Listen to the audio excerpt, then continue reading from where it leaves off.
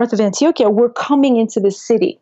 And so they were able for the first time to see whole families with this disease. And they didn't know how the families were related, but they suspected that they were related because they shared a few last names. Yeah.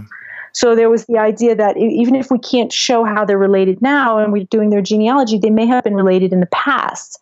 And they realized fairly quickly that, these families were, like I would say, like probably most people here, but these were old families that went back in these towns at least a couple hundred years and possibly as much as 300 or 400 years.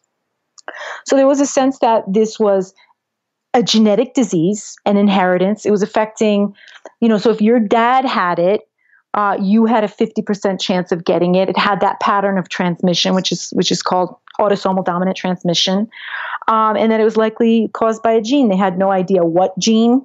Genes for Alzheimer's had yet to be discovered anywhere in the world, or were just being discovered then.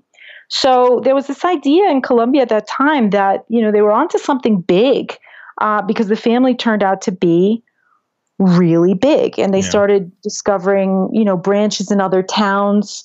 And so I would say by the early 90s, they had the idea that this affected some 3,000 people, right? When it's actually turned out to affect 6,000 people. Or there are 6,000 members of these affected families in towns, mostly concentrated in northern Antioquia. So Yarumal, if you're familiar with that town, which is sort of a rural hub in northern Antioquia, a town called Angostura, which is the home of Padre Marianito, the miracle priest, who's held in such high esteem. And all these little towns, and the towns had a few things in common. They were all farming towns. They were very old. They're very Catholic and traditional.